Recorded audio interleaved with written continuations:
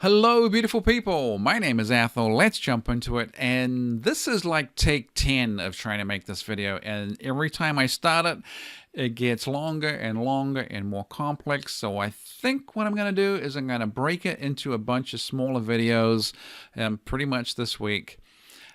I think I'm going to call it the Anxious Wife series or something. So today, let's just start it.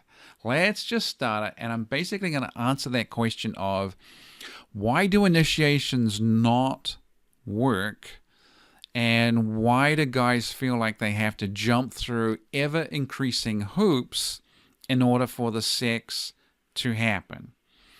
Because this is a super common problem, and I hope this really explains it. So what I want you to do is think of your wife as having just sort of a baseline level of anxiousness, just a baseline level of anxiety. That's sort of her, her general life and general anxiety level, her anxiety level about relationships, about you, a relationship with you in specific, her anxiety level with sex in general, and sex with you in specific. So just think of this as her baseline anxiety level for being in a relationship, and a sexual relationship. In order for an initiation to work, she needs to get her head in a place where her level of relaxation or motivation is equal to or greater than her baseline level of anxiousness. So let's say her anxiety level is very, very low. It's a 2. She's pretty relaxed, she's pretty chill, she's very agreeable, she's very tolerant, and she's pretty happy to see you all the time. She's very comfortable just by baseline. Very comfortable baseline. So you come home from work, you say, "Hi honey, how are you?" You make dinner together, you hang out, you play with the kids, you watch a show together, you go to bed, you make an initiation, and it works. And it's easy and it's light. You don't even need to pull out some sort of magical move. It's just, hey, are we going to do it? Sure, let's do it. The level of hoop you had to jump through to meet your level of anxiousness was really, really low. You didn't even think about it. But now let's imagine your baseline level of anxiousness is a 6. You do all the same things that the guy who is married to an anxious level of 2 did. You come home from work, you say, "Hi honey, how are you?" You hang out together, you play with the kids, you watch a show, you go to bed, you make a move, and it fails. Not only does it fail, it fails every damn time. You're a good guy, you're coming home, you do all the good stuff, and it's failing all the time. Because what's happening is, sure, you're doing good stuff, you're being pleasant, everything is great, but you're only getting her level of relaxation and her mindset to a place that's a 3 or a 4 or a 5. It didn't equal her anxiousness of a 6. So the initiations fail.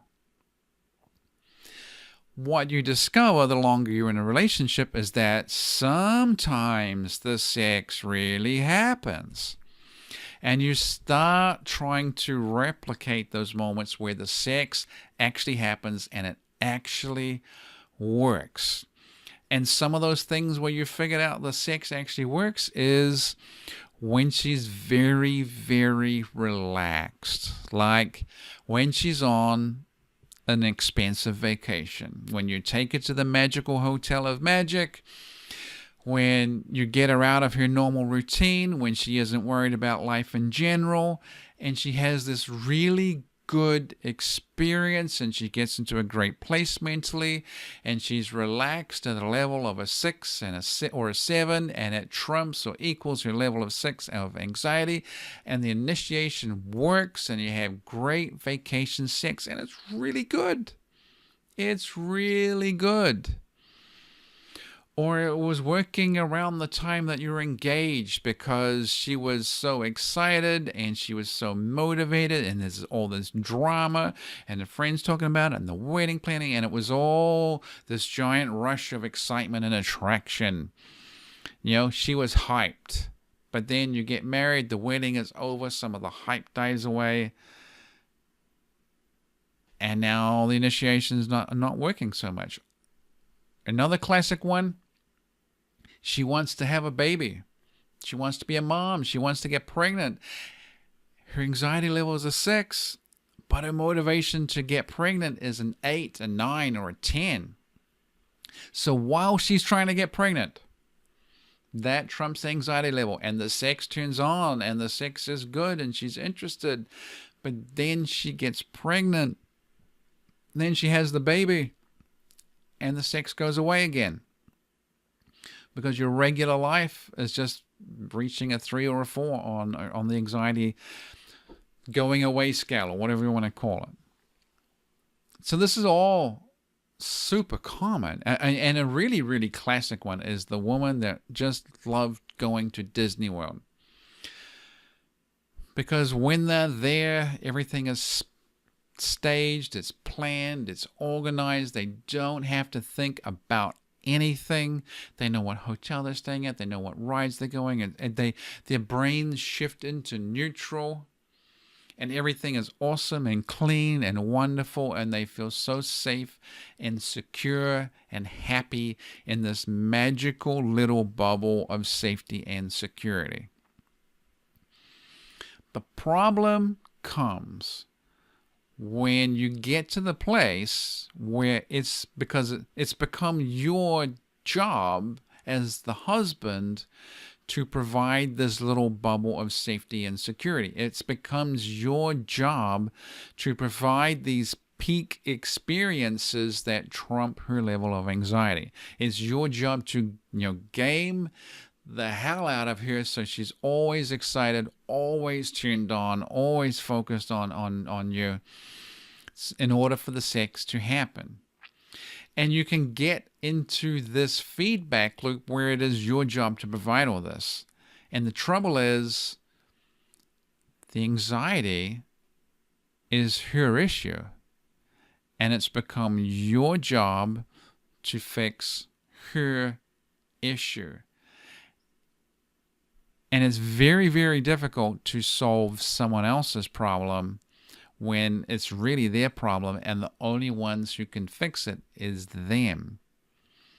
So as we go through the rest of this week, I'm going to talk about sort of general anxiety and other ways to try and fix this problem. But it's all going to come back to this idea of, if she is particularly anxious and she's stressed out by sex and relationships, a lot of this ultimately is going to come back on her starting to self-manage her overall level of relationship anxiety. Because just think for yourself. If her anxiety level is a 6, well, you can jump through massive hoops doing awesome things of, giving her experiences of 7, 8, 9, but it's exhausting. It's exhausting. But if she can self-manage, and you can support her in that, and you can get her baseline anxiety down to a 5 or a 4, maybe even a 3, everything becomes so much easier. She enjoys her life more. You don't have to bash your head against the wall coming up with massive hoop jumping. It becomes so much easier. So I think that's what I'm going to be talking about this week. Just how do we get past this problem? And I think tomorrow I'm going to talk about another issue that makes the anxiety just so much worse, and you really just got to stop doing that. So anyway, I will talk to you tomorrow. Catch you later.